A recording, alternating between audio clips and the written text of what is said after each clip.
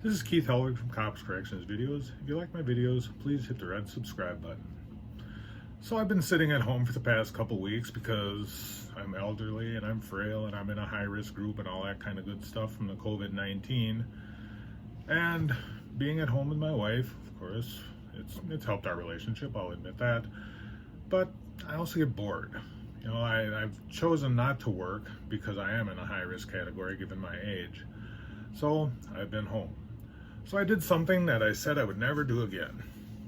Something which I didn't think I would ever do again. I started watching 60 Days In. Now, I've watched a couple seasons of it. I haven't watched every season of it. After the second or third season that I'd seen of it, I decided this show is garbage. The places they go to are just totally unrealistic. But for whatever reason, I started to watch it again. And man, I'll tell you, if I thought that the first few series of that were a shit blizzard, this one blows them all away. How that facility is managed and run is beyond my comprehension. There doesn't seem to be any uniformity in anything that's happening in the institution.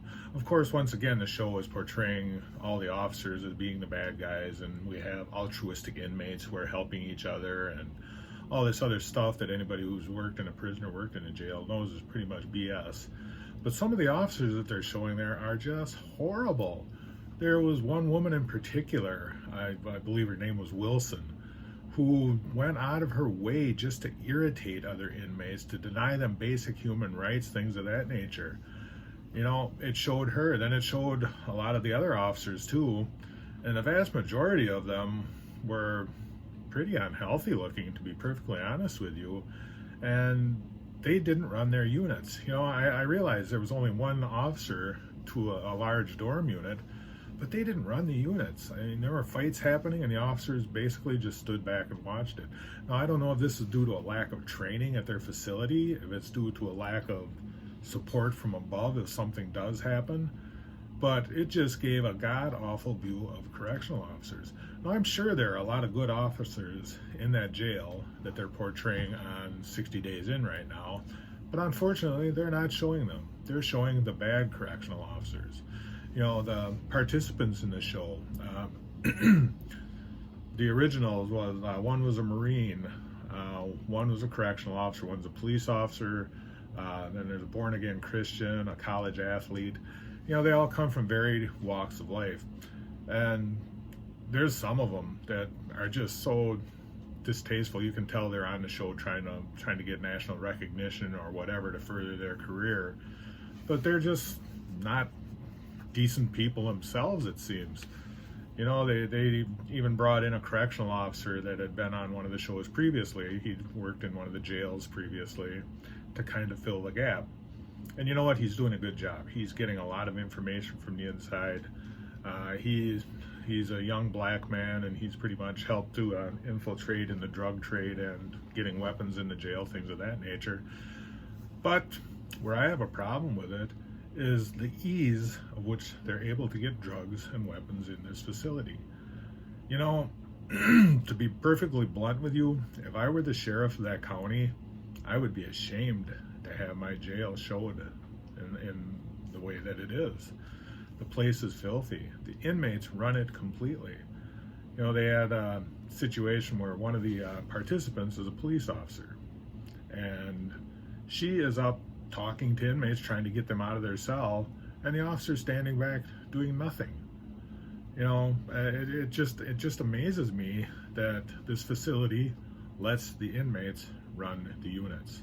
There's no rules. Inmates decide they don't like the cell they're in, they just pack up their bunk or whatever, their property, and then they go to a different cell.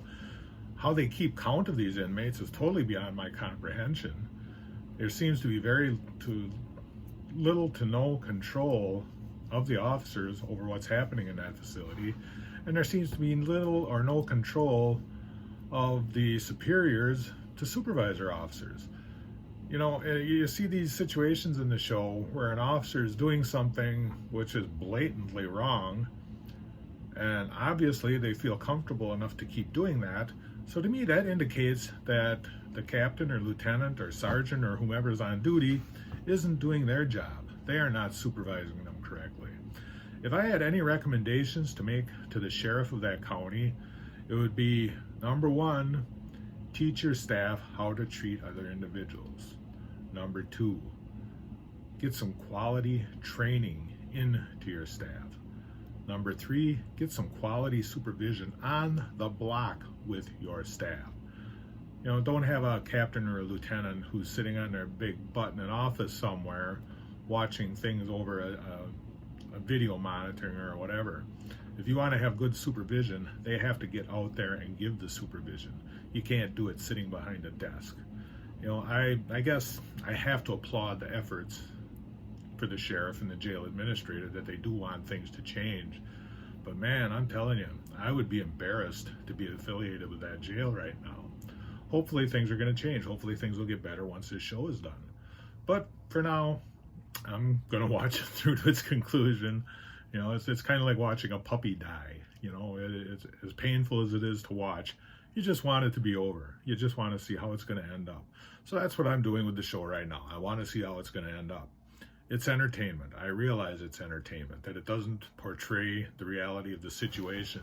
And the reality of the situation is that 99.9% of correctional officers and police officers are compassionate, caring individuals. They do care about their job. They do care about the people under their charge.